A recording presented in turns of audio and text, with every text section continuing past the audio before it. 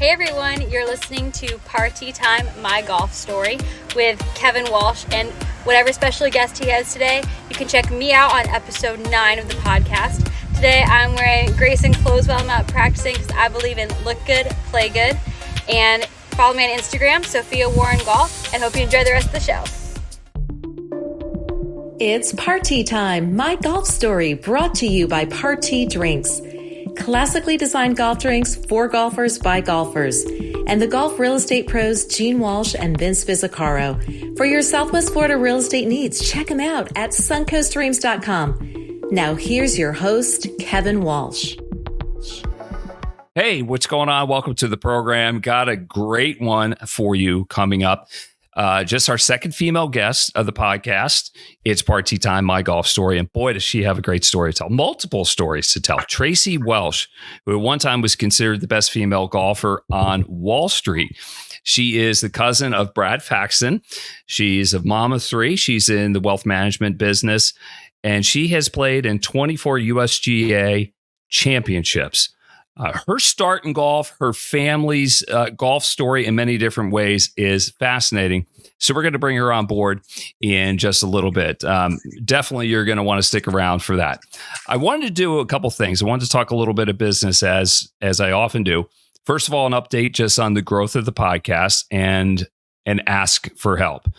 Subscribe to this and also like this. If you're watching on or listening on Apple, the Apple platform, 5-star review would go a long way. Why do we ask that?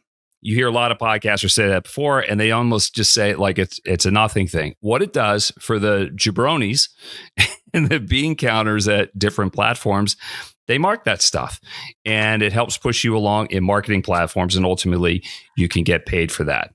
As far as viewership on YouTube, and YouTube is the king right now, we are now at over 95,000 views. I almost can't believe it because when we started the podcast 3 months ago, we thought if we could get 200 regular viewers and listeners, it would have been worthwhile. And we're at 95,000. How did that happen?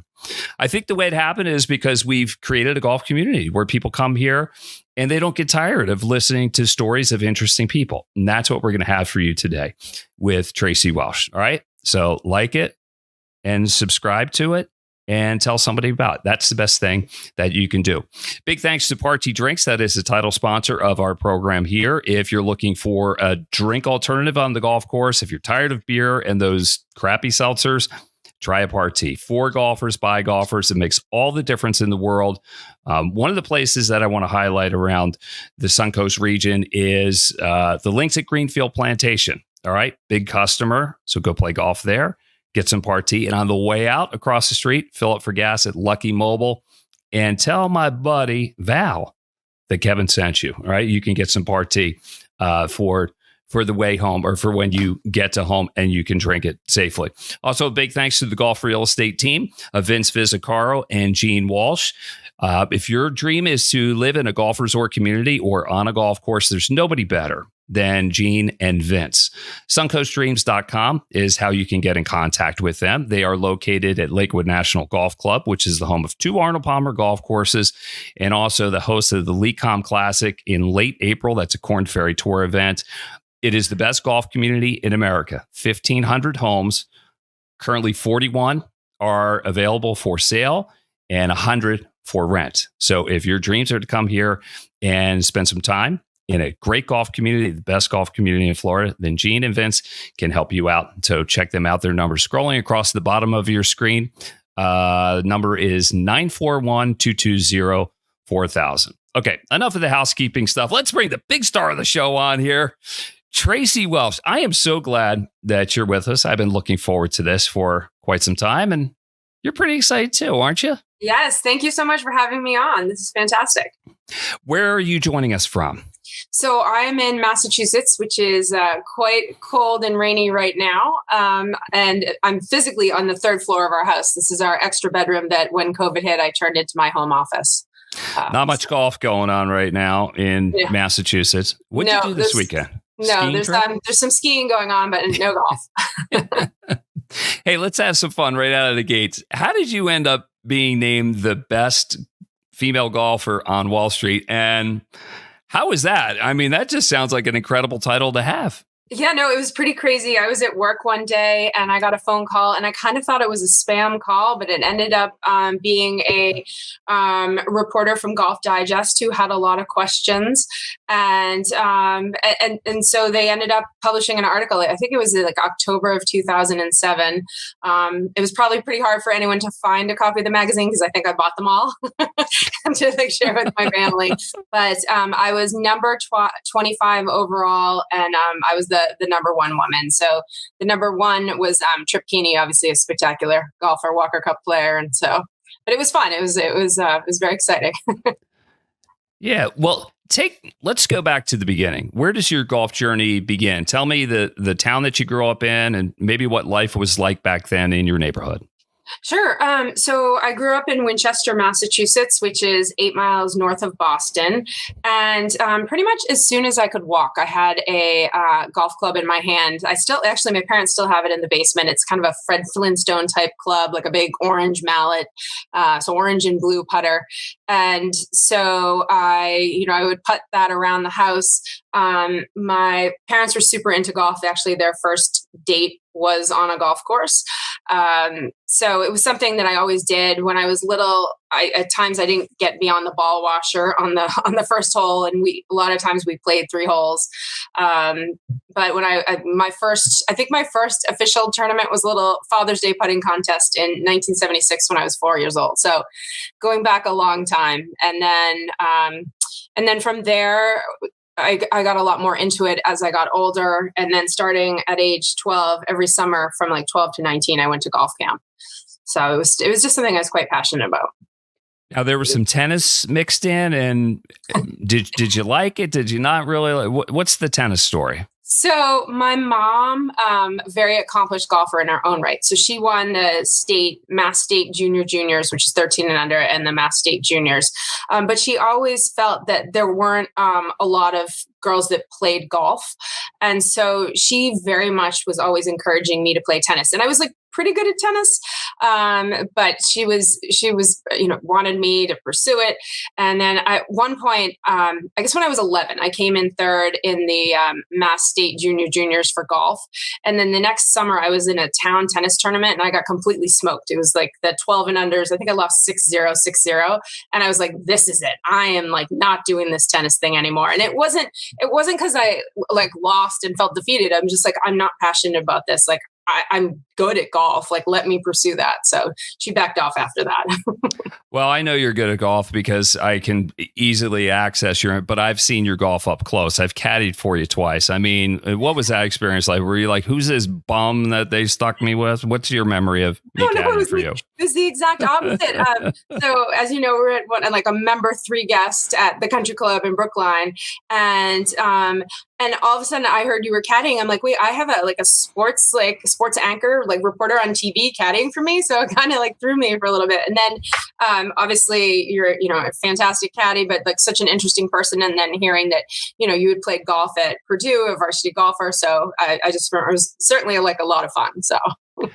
Well, your game was great. I remember that. But you had a peculiarity about how you liked having the flag stick attended. Tell me about that. Well, so it's not an issue anymore because you can just leave the pin in. But I always was very specific early on when I was starting a round because it's awkward to tell a caddy something like midway through the round. But just like when you hold the pin, I want it straight up and down.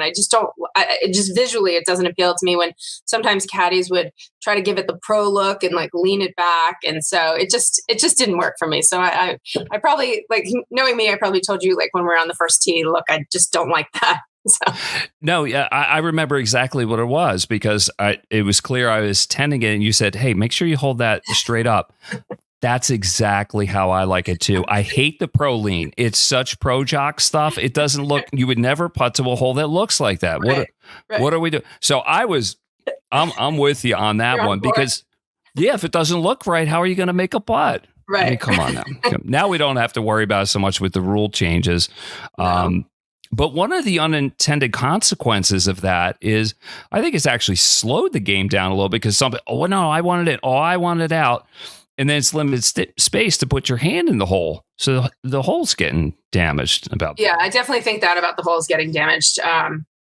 I mean, and I usually what I've tried to do is like first hole, like, just ask people, do you like it in or out? And I'm generally like, I like it in unless I'm within about like 10 or 12 feet and then I want it out. And I think there's a fair amount of people that I play competitive golf with who have that same opinion, but then some people just want it in the whole time. But I agree. Now you have to chat about it, whereas you didn't before. All right. Tell me about mom and dad. Your dad was very influential on the golf scene, and I think a lot of caddies perhaps owe him a bit of debt.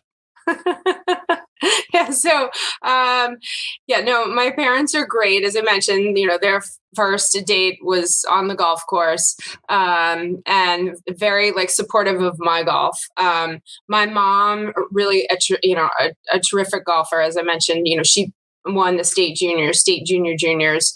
And, she's, brought me to like some really like from Massachusetts. We went to some really like strange places for junior golf together. I remember sitting somewhere in, I guess, Iowa, listening to the Hog Report, when I was getting ready to play in an USGA golf tournament. I was like, okay, the expression, you're not in Kansas anymore. I'm like, we're not in Boston anymore. So, but she was, so helpful. She's an unbelievable like putter. She had the flex-in putting stroke. She just would make everything, it seemed. And we won some state mother-daughters together. And then my dad, he was a hockey goalie. He had played at Harvard, and then subsequently played like semi-pro for the Carling Black Labels, and he like loved golf. And once he stopped playing hockey, he turned all his attention to golf. So he's caddied for me. I think he's been on the bag for like 21 of the 24 USGA championships. Although my mom's claim to fame is that she caddied for me in the qualifier for the Women's US Open. So, so she got me to the big event. Yeah, that's cool. And your dad was helpful to caddies because he helped set up caddy camps on. Oh no, on that Cape was actually Cod. my mom's dad, Raymond Faxon. Oh, okay. So he down the Cape, he and his brother George, like in 1929, established a caddy camp at Woods Hole Golf Course, and then I believe it was also one at Wayano, and they ran that, and so kids would make like $1.75 a round, which apparently was like a reasonable amount of money then, and they would get to play at the course at night. So that ended in the 1950s, but Woods Hole actually named the pro shop after him, which is like really cool. And he was honored. The Francis We Met Society is a big nonprofit in the Boston area or New England to support caddies, and was a lifelong supporter of that. So that's what I'm getting at. I'm sorry if I cross-pollinated. And I know from having caddied at the country club where you're a member, and also Wellesley Country Club, there were a number of young men and some women that were on the We Met scholarship. And so I appreciate what your family has done. Helping get kids to go to college. I mean, there's nothing more. I'm like, just education is so important. Well, certainly for you. Where you went to school.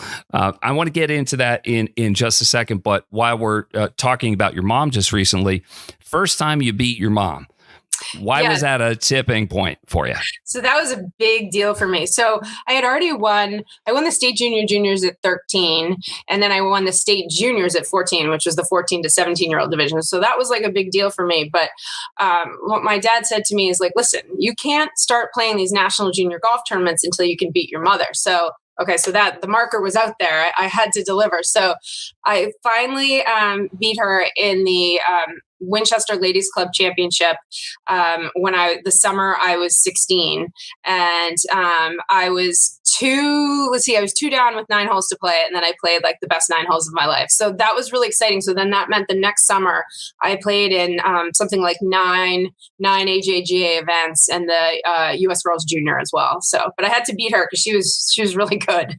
Yeah, that's cool. Now, did history repeat itself in the family in a similar fashion down the road? So almost. And everyone is like, so my 2 daughters are really good golfers. They actually, during COVID, they dropped from, because there was nothing else to do, right? Like other than school, there was no sports to play, but golf went on, and which we're also grateful for. But they were both about 24 handicaps, and then now they've both dropped down to like 2 or 3 handicaps.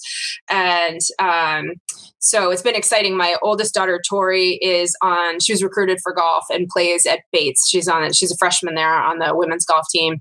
And then my other daughter, Mandy, so Tori's 19 and Mandy's 17. So this past summer, Mandy she works so hard and she's such a competitor. And in the Ladies Club Championship at Winchester it's a 2-day event. And I was paired with her. And on the ninth hole, the first day, there were a lot of people. The ninth hole, it's a par 3, and there were a lot of spectators around. And she took her gap wedge and holed it out.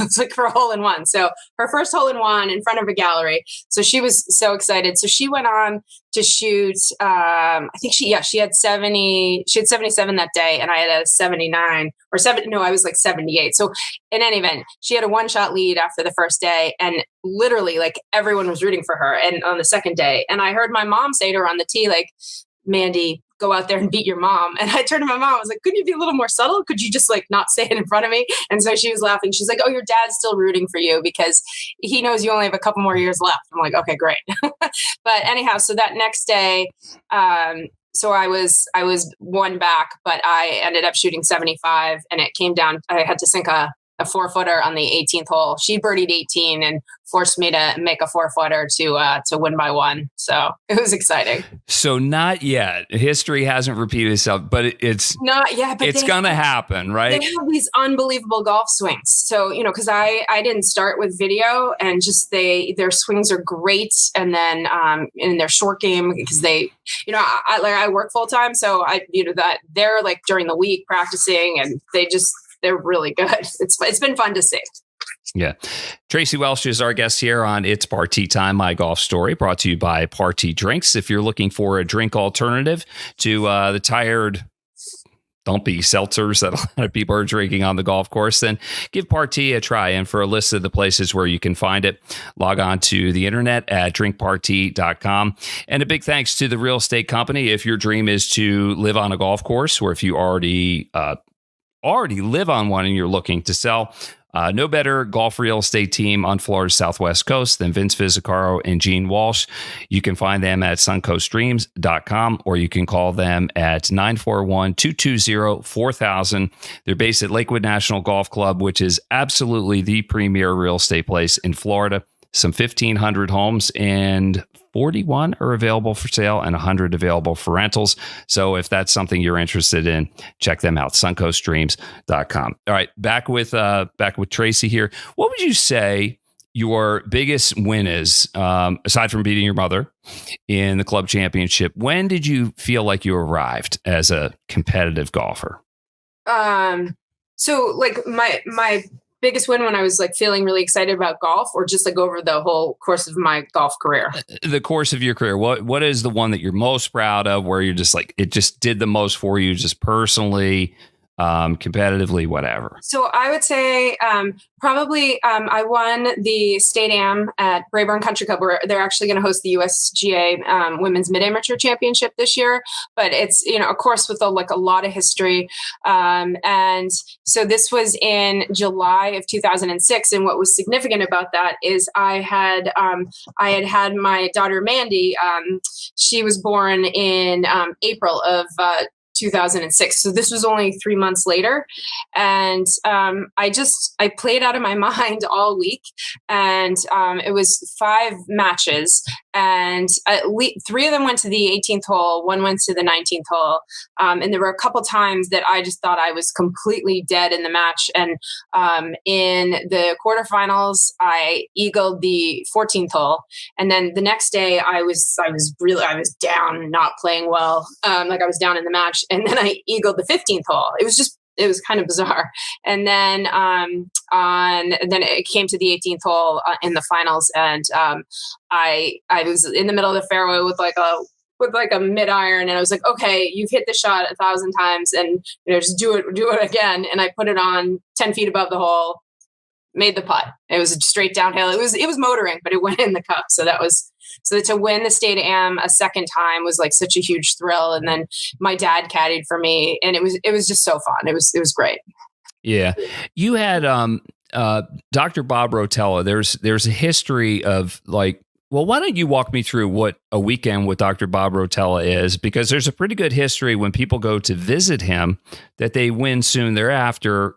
Your story is similar, but a little bit different for some interesting reasons. Yeah, no.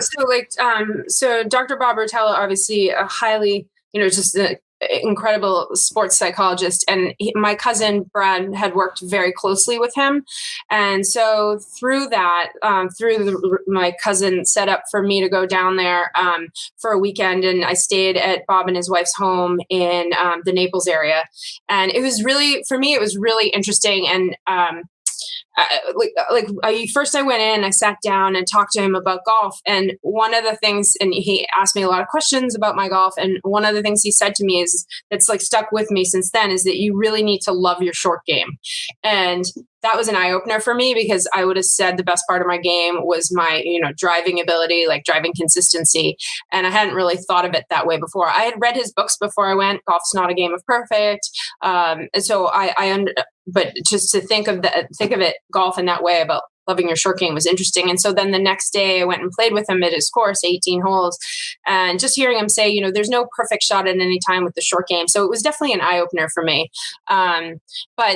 So the only thing was that when I went there, I was about 2 or 3 months pregnant. So that summer I didn't really end up playing too much golf. So, but my husband was like, write down everything you learned when I got back. And I did. And I still have that notebook and I look at it, and it's, just the lessons learned were very valuable for me.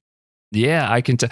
All right. So you mentioned, I knew we were going to go there eventually. Let's just go there now. Your cousin, Brad, broadcaster right now, had a great career on the PGA Tour. How helpful has he been to you in your golf life? Yeah, no, I mean, incredibly helpful. So first of all, he's like such a nice person, and his wife, Dory, is amazing. And I love spending time with them. He's 10 years older than me. So, I was a little kid when he was in college, and having, I think he was Collegiate Player of the Year, just an unbelievable collegiate career. And then obviously as a pro. But he's been helpful with my putting. I remember getting ready to go in a mid-am, and I was telling him I wasn't putting well. And so, we met down at Rhode Island Country Club, where he played out of, and he gave me a putting lesson on the 17th green, which was awesome. And then he's also been so helpful with my kids, my 3 kids, Tori, Mandy, and Bradford, encouraging them. We see him often in Florida, when we went a couple years ago for his dad's birthday that he was hosting. And so he had the kids out there on the putting green, on the range. So it was great. But one thing that was kind of funny was I was playing with him, and I asked him a question about my putter, and he picked it up. He's like, this is like too light. The putter head was too light. And he's like, it looks too short for you. And so he was like giving me some suggestions. And he also thought the grip was like not a great grip. And so I didn't do anything right away with that. And then I was really like, he's like Rory McIlroy's putting coach. Like, what am I doing? Why am I not listening to his advice? So I now have this Scotty Cameron with the proper grip, the proper swing, like the proper weight in the head. So I'm all in. I thought about Brad yesterday because I caddied for a relatively younger guy. He was in his mid-30s, and he had a ping my day, because that's really how it started with Brad. And then he got, set up with Scotty Cameron. They kind of made similar stuff and everything. But I just looked at that, and I looked down, and I'm like, God, that just looks so good. And it browned out like the old pings, how they brown out and everything. Right. Just, I'm like, oh man, what a good look. That's how I like a putter to look. Tracy Welch is our guest here, one of the most accomplished female golfers in the state of Massachusetts, 2-time winner of the state amateur and also the state open champion, which led to an invitation to play in an LPGA Tour event. What was that event, and what was that like? So that was definitely one of the highlights of my career. It was amazing. It was in 1997, and I had just earlier that summer won the Mass Women's Open Championship. And the tournament was the Welch's Championship, which I'm not related to. It's the Welch's grape juice people. But I did have the right last name, and I was like a good local amateur. And so I got a last minute invitation to play in it. And my dad caddied for me. I had like so many of my friends and family came out to support me. It was so fun. But what made it like even more thrilling is I it was just one of those weeks where I just started to play so well. So I shot 73, 74. So I actually made the cut right on the number, which was, mind blowing. Yeah, that's something.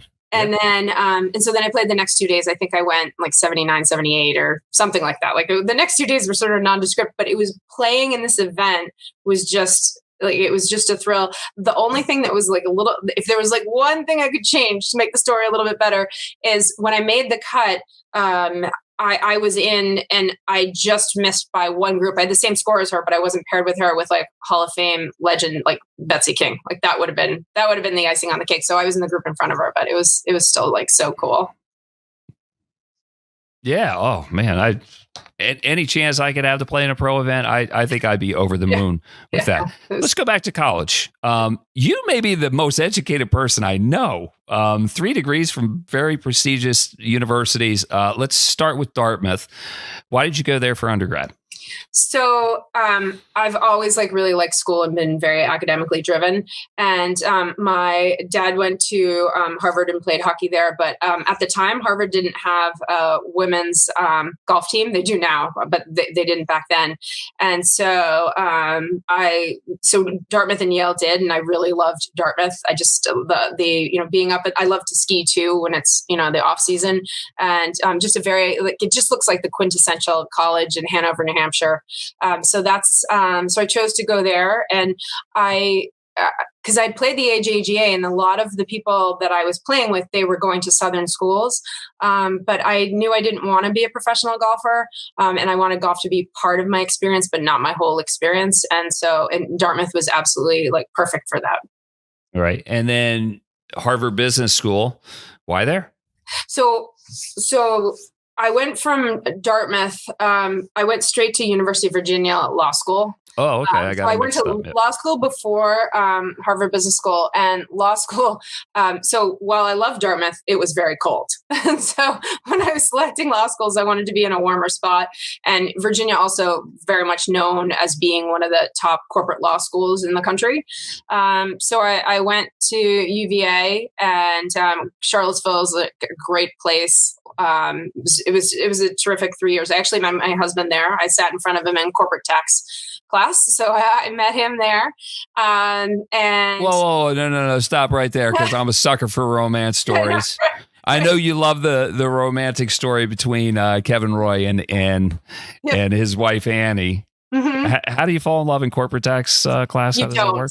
You don't. But I just the course was so hard. It was it was tough. But so I met him, and then and so I practiced corporate law for a couple of years in Boston, and I wanted to get more on the business side. So I went to Harvard Business School and graduated from there in 2000. So I transitioned from corporate law to business and finance. I got it. Let's get into the golf and what you're doing now, because that's really how I know you. I think when I caddied for you, they were social rounds, but they were kind of business rounds. And I think the golf course is an incredible place to keep business, to earn new business. What are you doing now? I mean, much of your professional life has, at least since I've known you, has been in the financial sector. Right. I've always been in finance since 2000. And I joined a global investment bank, Credit Suisse, right out of Harvard Business School. And I was there for 19 years. And then I transitioned to the wealth management side, joining one of my former clients. And recently, or I guess 3 years ago now, so I had the opportunity to join Clarendon Private, and that's where I'm working now. I'm the head of wealth advisory, which is a client-facing role. Clarendon Private, we're a boutique wealth management firm.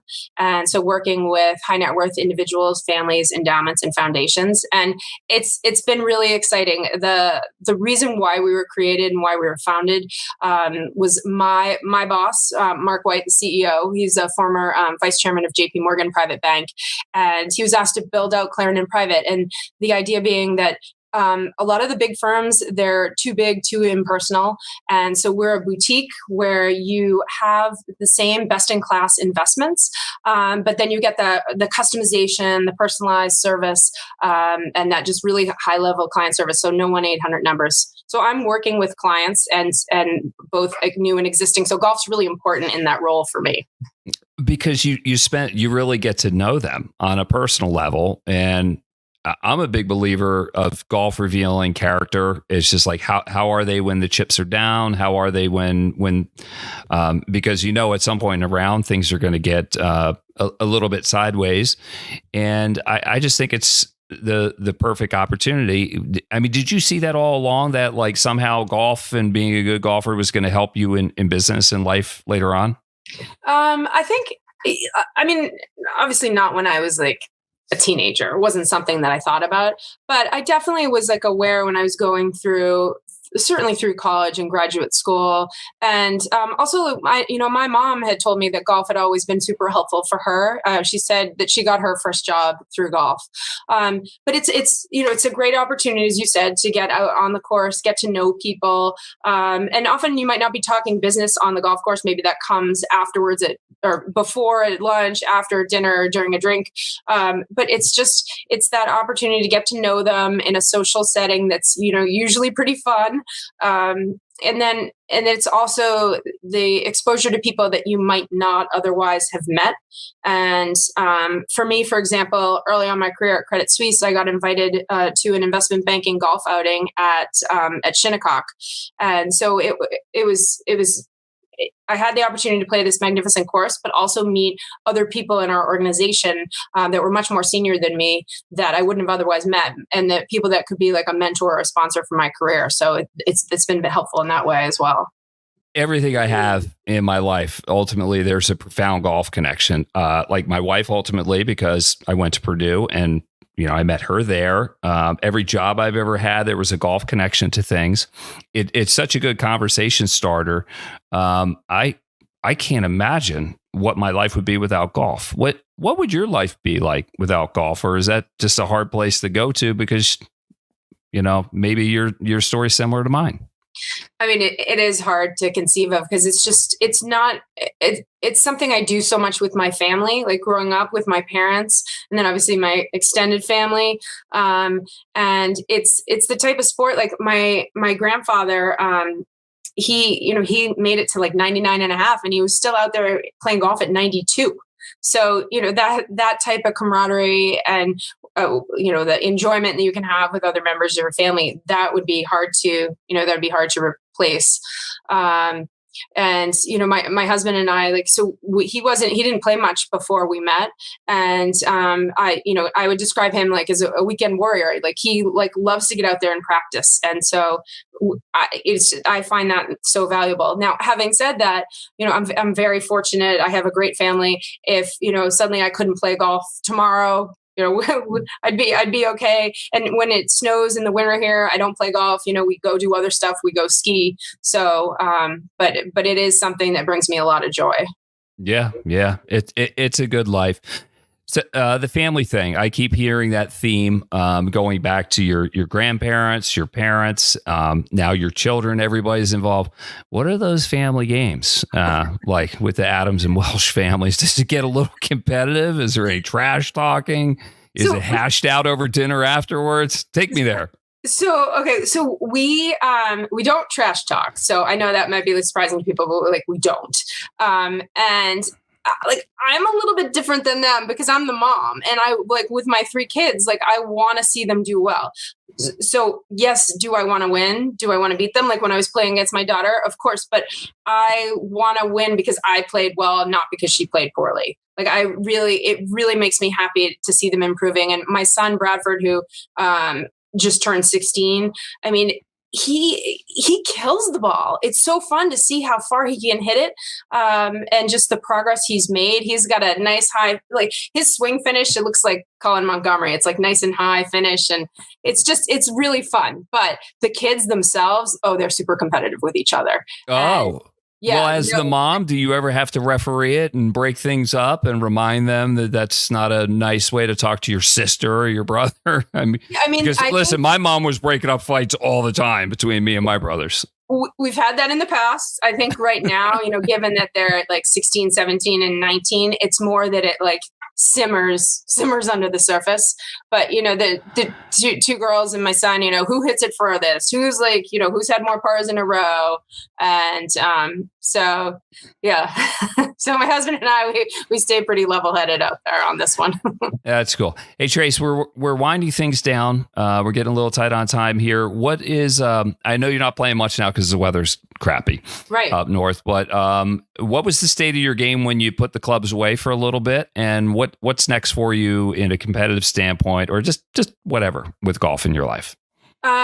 So usually kind of from like the late fall until March, I don't really play. And then, or I pick the clubs back up in March. So that's what I'm really excited about. My kids have spring break in March. So we're going to go to Florida to see my parents. And so that will be like a nice intensive week of golf. And then I'm playing in a mass event at the end of April. So I need to get ready for that. And then that's coming up. Yeah. And then my first big event in the season, which I'm really excited for, is in Southampton on Long Island at National Golf Links of America, which is one of the most magnificent golf courses in the world. They started 3 years ago, a women's invitational, and Augusta has the amazing event for the amateurs, and National has an event for the mid-amas and the seniors. And so I'm so looking forward to playing there. It's just really beautiful on the water. Well, if one of your family members is not able to caddy for you, or your regular caddy, if you need a backup bum, just give me a call. Yeah, we'll come up and I'll tend the pin just how you like it. If we're still going to do that, or if we're not going to do that. Listen, I enjoy catching up with you. You're an inspiration, I know, to a lot of people because you've played good golf, and as we get more and more women playing, I have daughters, and I'm going to tell them about you because as they spread their wings and get out of the nest and off the payroll and into business, I think golf can be very helpful to them and very enjoyable. And you're proof of that. So thank you for joining us here, and let's keep in touch. All right. Cool with that? It's a lot of fun. I appreciate it. Oh, anytime, Tracy, and tell the family I said hi as well. Will do. Yes. All right. Big thanks to our title sponsors. Just sit with me here, Tracy, as I finish up here. Partee Drinks. If you're looking for a great drink alternative, check out drinkpartee.com for a list of the different locations. And if golf and purchase of real estate or sale of it on a golf course is in your cards, no better place than Lakewood National Golf Club, and no better real estate team than Gene Walsh and Vince Visicaro. You can find them at suncoastdreams.com. For Tracy Welch, I'm Kevin Walsh. We'll see you again next time on It's Partee Time, my golf story. You've been listening to It's Partee Time, my golf story, brought to you by Partee Drinks. Classically designed golf drinks for golfers by golfers, and the golf real estate pros Gene Walsh and Vince Visicaro. For your Southwest Florida real estate needs, check them out at suncoastdreams.com or call 941-220-4000.